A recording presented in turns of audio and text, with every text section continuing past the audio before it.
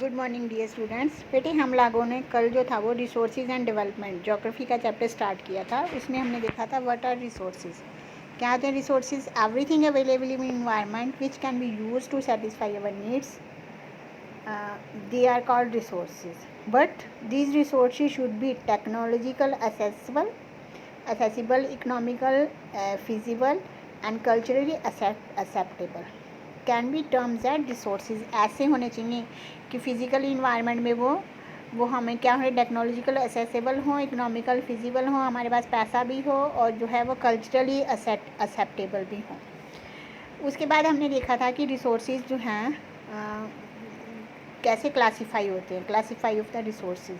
मैंने flow chart भी बोला था, आप लोगों ने बना लिया होगा। On the basis of origin, biotic, आज हम इनको जो है वो एक्सप्लेन में पढ़ेंगे, रीड करेंगे। On the basis of exhaustibility, renewable, non renewable, on the basis of ownership, individual, community, national and international, on the basis of status of development potential, development stock and reserves. उसके आज हम कर रहे हैं, जो आज का हमारा टॉपिक स्टार्ट हो रहा है, सबसे पहले है types of resources on the basis of origin. Origin होता है बेटे उत्पत्ति, कहाँ पर पैदा हुए, क्या कहाँ से इनकी उत्पत्ति हुई, क्या है on the basis of origin? Biotic resources, these are obtain from biosphere and have life such as human beings, flora and fauna and fisheries and life stocks. कहते हैं ये कौन कौन से रिसोर्सेज हैं, कहाँ से? बायोस्फीयर्स पे में पाई जाती है ये, और इनकी लाइफ होती है। ये सभी रिसोर्सेज में लाइफ होती है, लिविंग बींग्स होते हैं ये, जैसे ह्यूमन बींग्स हो गया, फ्लोरा हो गया, आपका फौना हो गया, या फिर फिशरीज़ होगी, लाइफ स्टॉक्स हो गए, जो भी जानवर वगैरह, ये सारे जो है वो बायोटिक रिसोर्सेज होते हैं। अब biotic resources, all these things which are composed of non living things are called abiotic resources. For example rocks and matter. सभी कहते हैं वो चीज़ें जो क्या है बेटे, जो कि नॉन लिविंग है, which are composed of non living things are called abiotic resources. जैसे एग्जांपल क्या हो गए इसके, रॉक्स एंड मेटल्स। ये सारे कौन से हैं आपके? Abiotic resources. On the basis of exhaustibility, exhaustible मैंने आपको पहले बताया था, एग्जॉस्ट हो जाती हैं, जो ख़त्म हो जाती हैं। There are two types of resources, renewable and non renewable. Renewable resources, the resources which can be renewed or reproduced by the physical, chemical and mechanical process are known as renewable resources और replenishable resources। ये भी आपसे 1 marks का question पूछ सकते हैं। replenishable resources कौन से होते हैं, या नेम द replenishable resources या renewable resources। कहते जो रिसोर्सेज रिन्यूड होते हैं, यानी कि एक बार यूज़ करके जिनको हम दोबारा यूज़ कर सकते हैं, और रिप्रोड्यूस फिज़िकली, या तो हम उसको फिज़िकली रिप्रोड्यूस कर रहे हैं, या फिर केमिकल्स को यूज़ करके, या फिर मैकेनिकल प्रोसेस के द्वारा उनको हम रीयूज़ कर रहे हैं। They are known as renewable resources. For example हो गया आपके solar and wind energy, water, forest and wild lifes. And the renewable resources many further be divided into continuous, जो हमने पीछे देखा था ना फ्लो चार्ट आपका, ये ध्यान हो, रिन्यूएबल रिसोर्सेज का ये था ना बेटे, कॉन्टिन्यूस और फ्लो, विंड, वाटर्स हो गए, रिन्यूएबल रिसोर्सेज थे ना ये आगे। फिर आगे बायोलॉजिकल कौन से गए, नेचुरल वेजिटेशन, फॉरेस्ट हो गए, वाइल्ड लाइफ होगी, ये बायोलॉजिकल रिन्यूएबल हो गए रिसोर्सेज, ये हमने देखा था।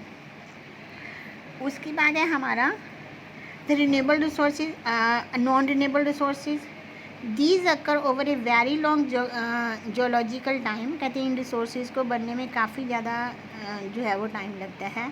Minerals and fossil fuels are example of such resources.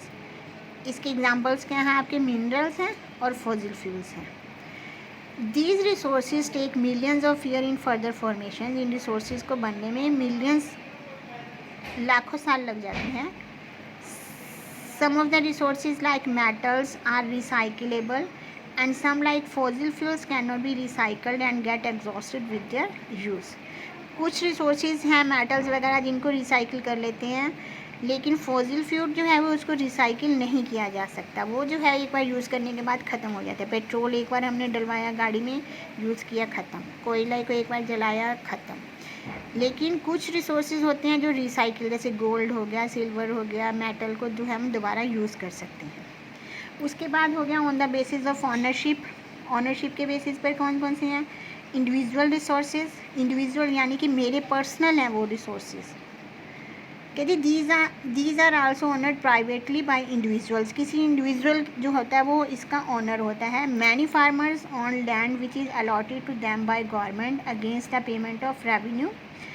कुछ ऐसे फार्मर्स हैं जिनको बेटे गवर्नमेंट से लैंड अलॉट होती है कुछ रेवेन्यू देने के बाद, जैसे लीज पे लोग ज़मीन ले लेते हैं ना। In villages there are people with land ownership but there are many who are landless. कहते हैं जैसे गांव में बहुत सारे लोग हैं जो ज़मीन के मालिक हैं और कुछ ऐसे भी हैं जिनके पास अपनी ज़मीन नहीं है। Urban people own plots, houses and other property, plantation, pastures land, ponds, water in wells extra.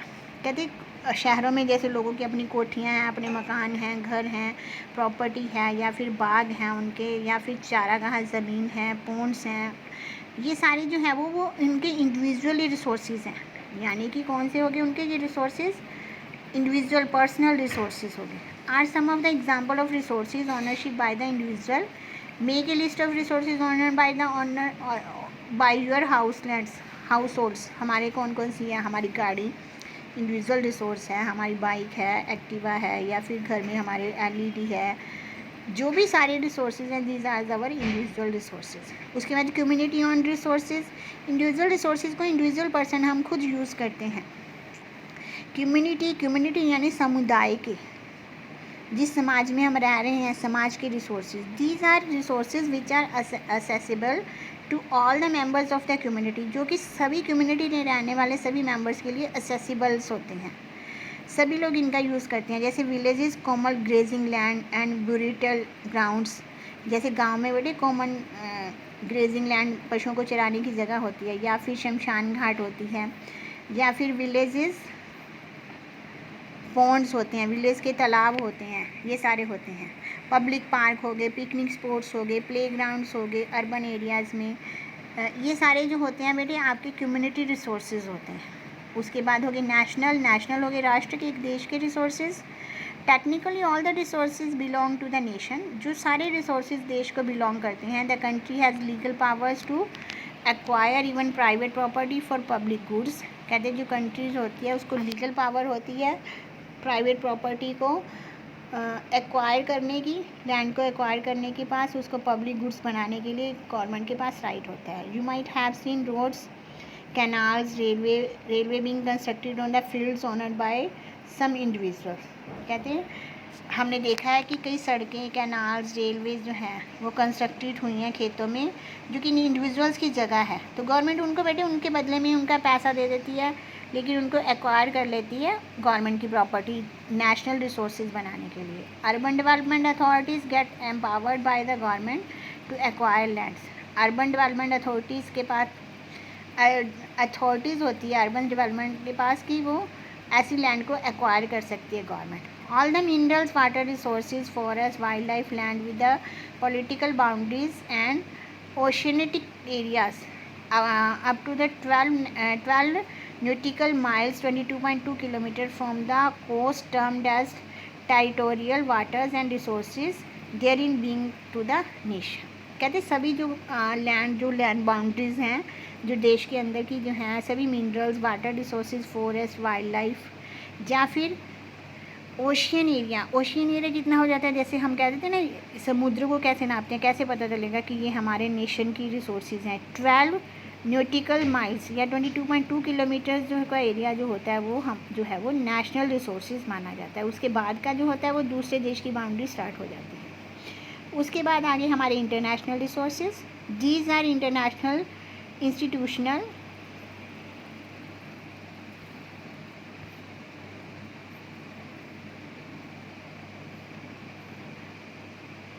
These are international institutions which regulate some resources. The oceanic resources beyond 200 nautical miles of the exclusive economic zone। इसको underline करो बेटे, पहले इसको भी underline करोगे जो आपका ocean area कितना माना जाता है नेशनल रिसोर्सेज में, और इंटरनेशनल रिसोर्सेज में कितना आ जाता है। Ocean resources beyond 200 nautical miles of the exclusive economic zone.